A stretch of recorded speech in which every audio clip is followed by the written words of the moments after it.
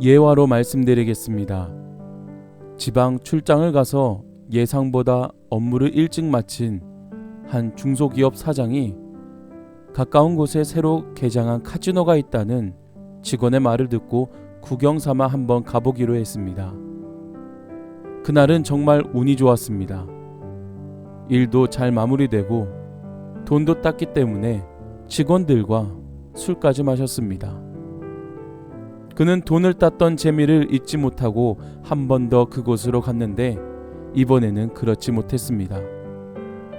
그리고 그 이후부터 잃은 돈을 다시 찾겠다는 그 마음으로 도박장을 더 자주 찾게 됐고 도박에 빠져 점점 더 많은 돈을 잃게 됐고 그 돈을 만회하려다가 공금에까지 손을 댔습니다. 빚은 전 재산을 날려버릴 정도로 불어났습니다.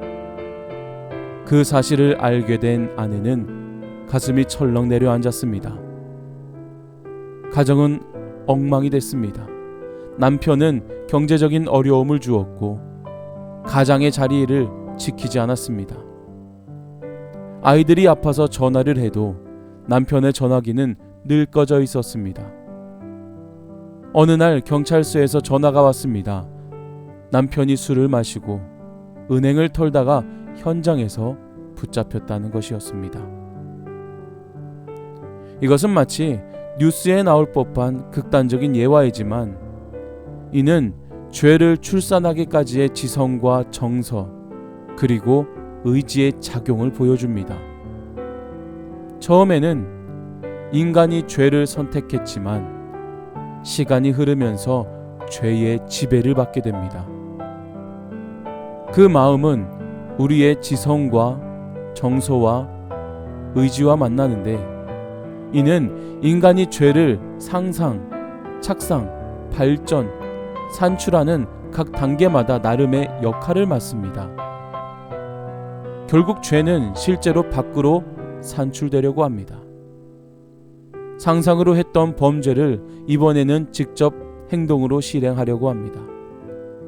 그때 아무리 지성이 범죄의 가능성을 말하고 정서가 그렇게 하기를 원한다고 주장해도 의지가 절대 안 되라고 반대하면 죄를 짓지 않습니다. 그러나 주도권을 쥐고 있는 의지는 죄를 밖으로 확 쏟아 버리고 맙니다. 사랑하는 여러분, 여러분들의 모든 부분을 주도하는 것이 있다면 그것이 무엇입니까? 주도권, 즉 여러분의 주인은 누구입니까? 무엇이 여러분을 지배하고 있습니까? 이 시간 먼저 간절히 바라옵기는 하나님의 말씀 가운데 지배당할 수 있기를 간절히 소망합니다. 죄는 부흥되기가 너무 쉽습니다. 죄가 한번 들어오면 우리의 인생을 쓸어버리는데 순식간입니다. 도박장 한번 간 것으로 인해 가정이 파괴되고 모든 인생이 파괴될지 누가 알았겠습니까? 욕심으로 시작된 것은 결국 큰 죄를 일으켰고 그 죄로 인해 가정과 삶이 무너져 결국 사망에 이르게 되는 것. 우리를 무너뜨리고자 하는 사탄의 방법입니다. 하지만 사탄이 우리를 지배하는 것이 아닌 성령님께 지배당하는 순간 그 순간 역시 부흥됩니다. 하지만 죄로 인해 나타난 부흥과는 전혀 다른 부흥입니다.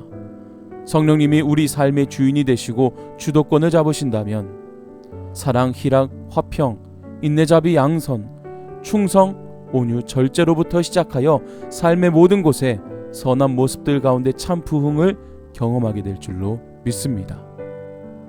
욕심은 죄를 낳고 죄는 사망을 낳게 되는 부흥을 일으키지만 믿음은 은혜를 낳고 은혜는 곧 구원의 선물을 얻게 되는 놀라운 부흥을 얻게 될 줄로 믿습니다.